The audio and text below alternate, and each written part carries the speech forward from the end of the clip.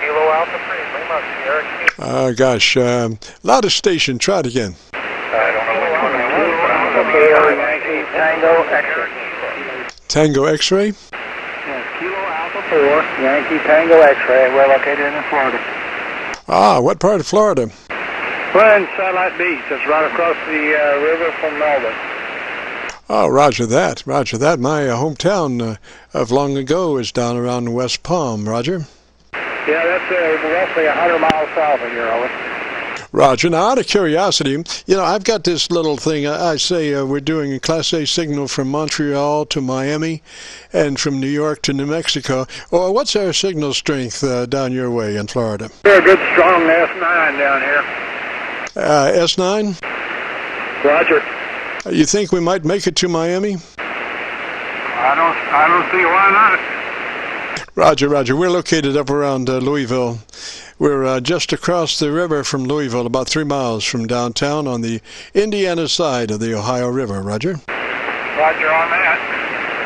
We're running, our 40-meter antenna is basically only about 15 foot off the ground here, and we're running about 500 watts on it. Roger, roger. What, but you said about 15 feet above the ground? Yeah, I've got it strung between 2 palms and a shovel. Roger, roger. Well, it's like my mama said, you don't have to smoke and drink to have a good time. That 15 feet, you know, it's not that you're coming to me by ground wave, you're coming to me by sky wave. So the altitude of the antenna is not really that critical, roger? Yeah, we're sort of real estate limited here, so I don't even have an 80-meter antenna up. I'm thinking about getting a trapped dipole and putting it back between the same two pine trees. I think I got enough for that, but I don't have enough for a full-size radio. Roger, roger. Now, some folks have, and do you know what a slinky is? Sorry, I missed that. Would you repeat it, please? A slinky? Yes, I know what a slinky is. Well, just imagine that as a load coil. And depending on how much antenna you need, you would just collapse it or expand it, roger? Yeah, I've heard of that actually before. I'd sort of forgotten about it. Well, I heard about that a few years ago, but I've never tried that, over. Roger. I would think you could take a 40-meter antenna with a slinky on the end of it and pull that slinky out about 10 or 15 feet, and I bet you it'd be close to an 80-meter resonance. Yeah, but it'd mess up to 40, right? I'm sorry? That it would mess up to 40. Oh, yeah. No, that's true. That's true. But, I mean, you would have to decide, you know, if you wanted to work 40 or 80. But since your antenna is only 15 feet off the ground, I mean, you could easily, you know, make that decision, go out there and do it, roger? Yeah, you're right. But I think a trap might be the way to go.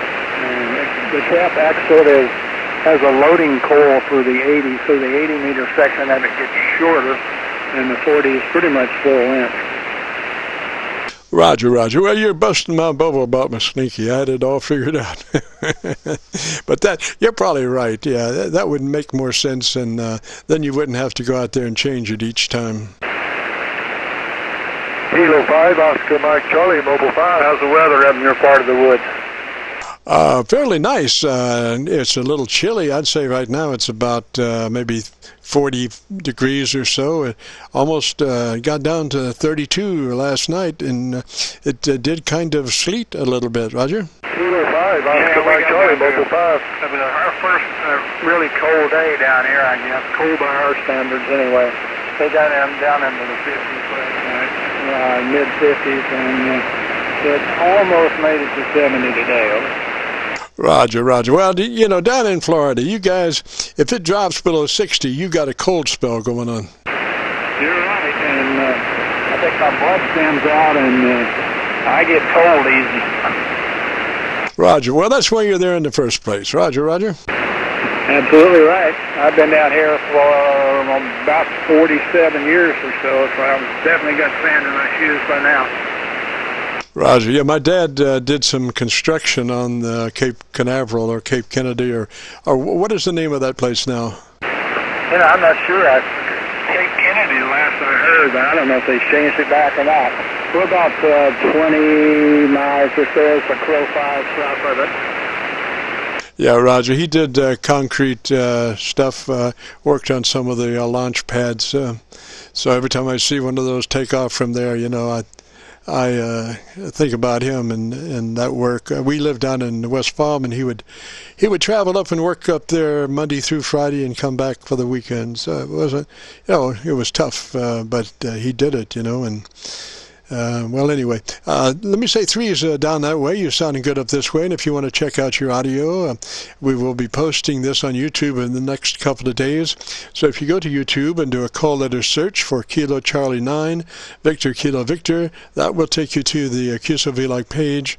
And on that page, you'll find a session called My Group Air Check 11-16-18.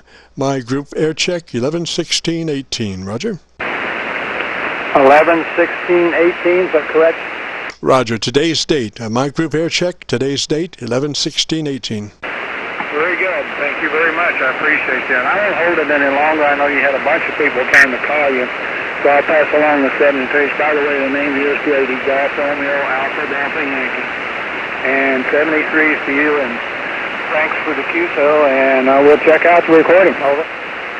Roger, please do, sir. Please do. 3 is that away. You have a real good Thanksgiving. This is KC9VKV and the Friday afternoon Qso-Vlog recording. If you have a radio you want to check the sound of, we are recording. Give us a shout. KC9VKV.